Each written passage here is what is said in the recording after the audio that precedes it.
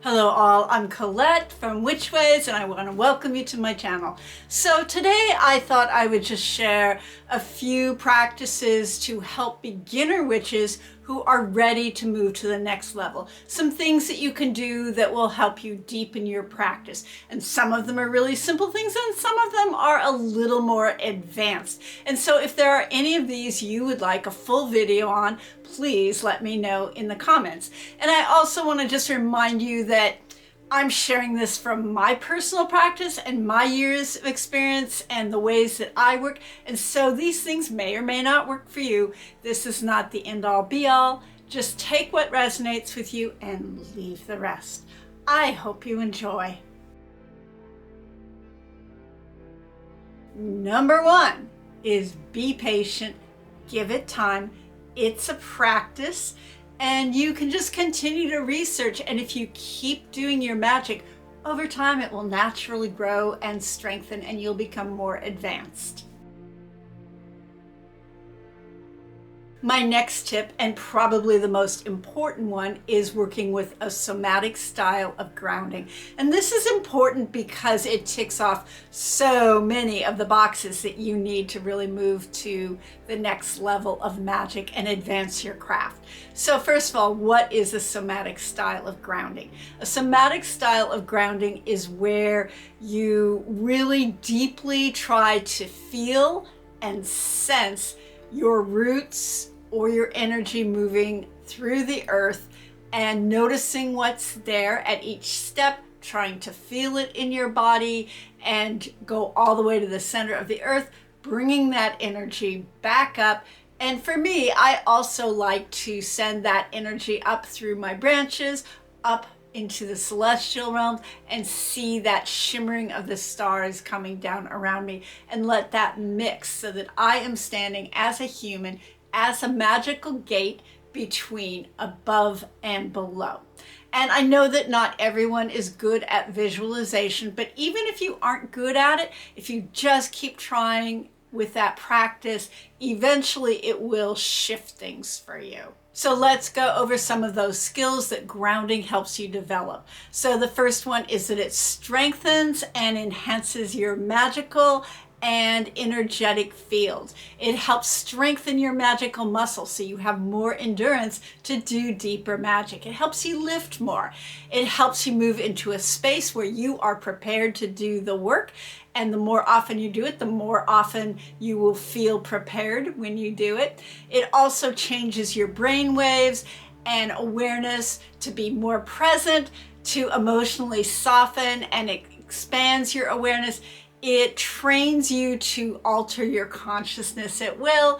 It helps you to sense and feel energy, which leads you to being able to sense when spirits are present.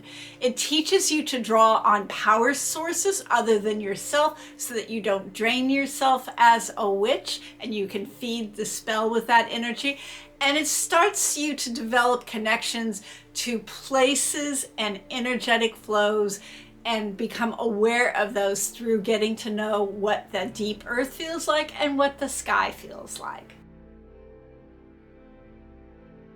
So the next one is to start to develop relationships of your own with beings and places and energies around you.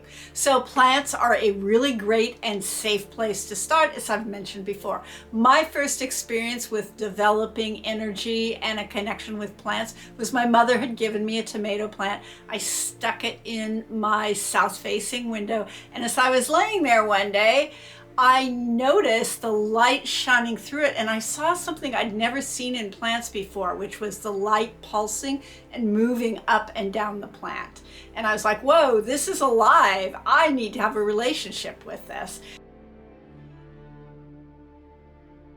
And that ties us really nicely into the next one, which is to start to develop your own ways of getting information directly. Everyone has talent that can be developed. So what I would suggest is just start with being more observant of your reactions to things as you go about your day, because it could show up for you in any number of ways. It might show up as, say, sensations on your skin. It could show up as you sensing sudden changes in temperature. Your hands could start to tingle and you want to move your hands towards a specific object. Something that you saw might give you a very vivid dream. You might experience a sudden mood change that is not associated with anything actually going on in your life. It could be visual. It could be a scent. My mother always got information from her ancestors through scent. And she was a profound Christian, but she acknowledged it nonetheless. It might be through sound. It might be through an awareness change. Like, for example, for me, when I move into a space that is more fey or it has a connection to the fey, I experience colors that's a little more brighter, things that's a little more glittery, things that's a little more alive. So the main thing is to just stop ignoring what you sense. So the next one is to develop your own magical associations. And how fast you move with this depends on how much time you have to space out a little bit and notice what's going on around you in the world and just observe it. So here's a few questions though to get you started. The first one is, how does this make me feel? The second one is, do I have a seasonal or emotional or memory association already with this plant, thing, animal, etc.? Color. The third one is, what job does that play in the ecosystem? For instance, with crows and ravens, they are scavengers. They clean up the dead, so you might think of them as underworld beings. So the next one is being really proficient in at least 2 different types of divination. And the first type of divination could be a very broad-based, full of information thing like oracle card spreads or tarot card spreads. And I use those a lot to just get the big picture on things and get different viewpoints. The other thing that I use is a tool that helps me get a clear yes or no answer. And I use a pendulum for this, and it can help you check in on energy that you're not 100% sure about, clarify if a spirit is willing to help you or if they're beneficial or not. You can check in about that. It can also help you confirm things that are not clear to you in a reading. The next one is to absolutely know how to protect yourself, how to clear your space and any objects that you bring into it, and any tools that you use in a magical working. To me, the more skilled you are, the more protection you need, the shinier you are in the spirit realm, and so protection becomes a lot more important. The next thing that I want to share is about having some kind of method as you go deeper into magic to scan your body and your energy. One of the things that I do is I always invite my students at the start of a class to do a quick scan with their breath down their body, back up, to notice what they're carrying, notice what they're feeling, notice what's going on without trying to change it. And that just becomes your baseline for the day. This helps you in a whole bunch of ways. It is one of the building blocks to start to notice, number one, if something is magically off with you in the room or around you.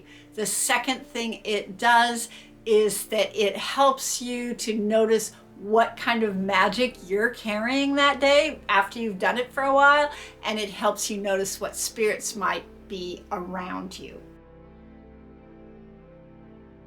So something else that I feel is really important before you do advanced work is to have an ongoing practice of healing work on yourself.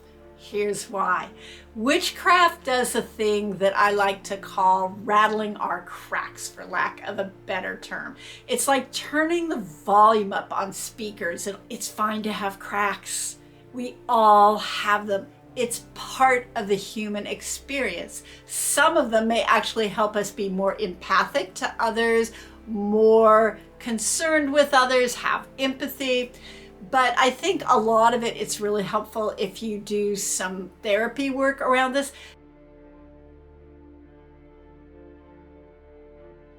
I hope you all are doing well.